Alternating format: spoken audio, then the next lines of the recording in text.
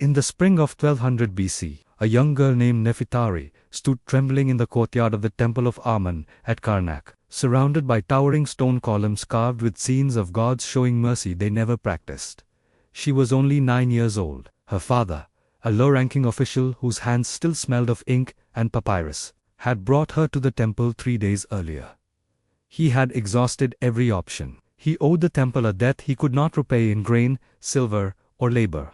And so, in the end, he repaid it with the only thing he had left, his own child. Nefertari didn't understand what was happening. Her father knelt beside her and told her she was receiving a great honor, that she would serve the gods, live among sacred walls, and should be proud, silent, and obedient. But when the cold bronze razor scraped across her scalp, slicing away the long black braids her mother used to comb every morning, Nefertari began to cry. An older priestess stepped forward and struck her hard across the face.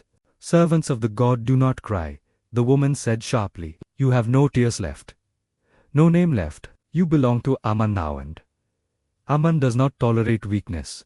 That moment marked the end of Nefertari's childhood. It was the beginning of a new existence, one that would last 43 years, a life built on confinement, control, silence, and systematic exploitation, hidden behind walls painted with scenes of divine perfection. She would never leave the temple again. Never marry. Never own property. Never decide what happened to her body, her time, or her future.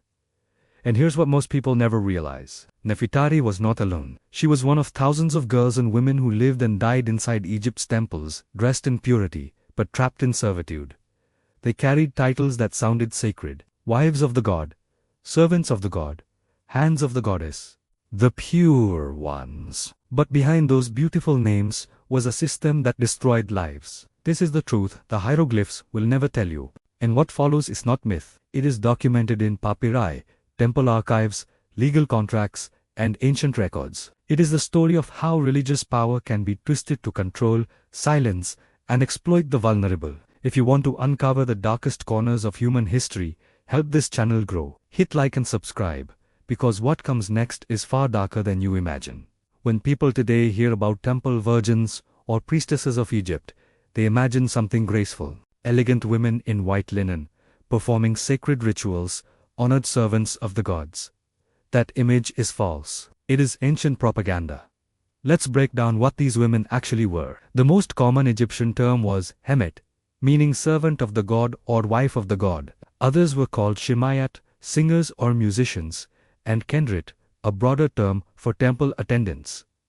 Different titles, different tasks, but one shared truth. These women were bound to the temple, strictly controlled by its hierarchy, stripped of autonomy, identity, and choice. And that word virgin did not mean what we think it means today. In temple language, purity meant ritual purity, a state defined entirely by priests. It did not mean untouched, it meant controlled. Control over their bodies, control over their movements, control over their relationships. They were kept pure for the gods, which in practice meant they were kept accessible to the men who claimed to speak for those gods. Most of these women never chose this life. Many were given to the temple as children, long before they could understand what it meant. Some families dedicated daughters to gain divine favor. Others did it because they were poor and hungry. What was called piety was actually permanent surrender. The girl was given a viand. She never came back. Others were given as payment for debt, just like Nefertari. Egyptian temples were not just religious centers. They were economic superpowers owning land, lending grain, collecting taxes. When families couldn't pay, they paid with daughters. State-sanctioned human trafficking, wrapped in religion. And then there were the girls taken as tribute. Egyptian armies captured people from Nubia, Libya, and the Levant.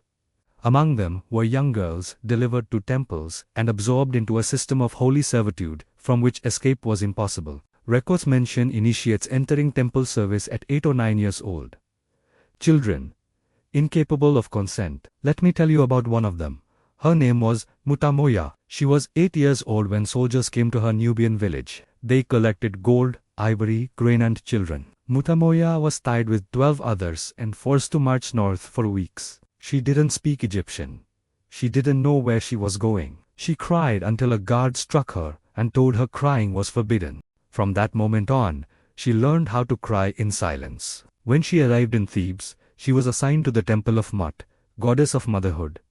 The irony would take years to sink in. The process that turned girls like Nefertari and Mutamoya into temple property was designed to break them completely. First came purification by water. They were undressed, washed with water mixed with natron, and inspected under the guise of holiness. These were not cleansing rituals. They were violations disguised as faith. Then came the shaving. Every strand of hair removed, not for hygiene, but to erase identity. Hair meant beauty, memory, selfhood. Afterward came renaming. Birth names were declared dead. New names were assigned Bel, Ovid of Ammon, hand of the goddess. Nefertari became Nefertnebet. She was forbidden to ever speak her true name again. And then came the darkest ritual of all.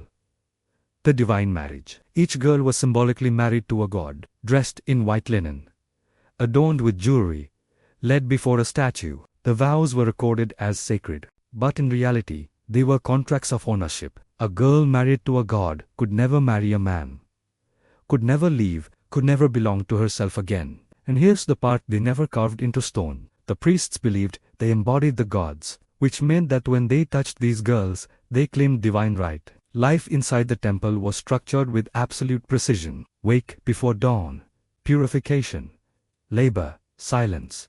They wove cloth, ground grain, cleaned sanctuaries, work without end. They were forbidden to speak, forbidden to form bonds. Punished for whispers, one girl named Takayat whispered once. She was beaten, taken away, and returned broken. 2 months later, she vanished. They said she was returned to the gods. Everyone knew what that meant. Inspections were frequent, invasive, unavoidable. If a woman resisted, punishment followed. Hunger, beatings, isolation, escape was impossible. They had been taken so young they no longer remembered freedom. And then came the sacred unions. High-ranking priests claimed to embody the gods during fertility rituals. The women were told resistance would doom Egypt. When Nefertari was chosen, she was 14.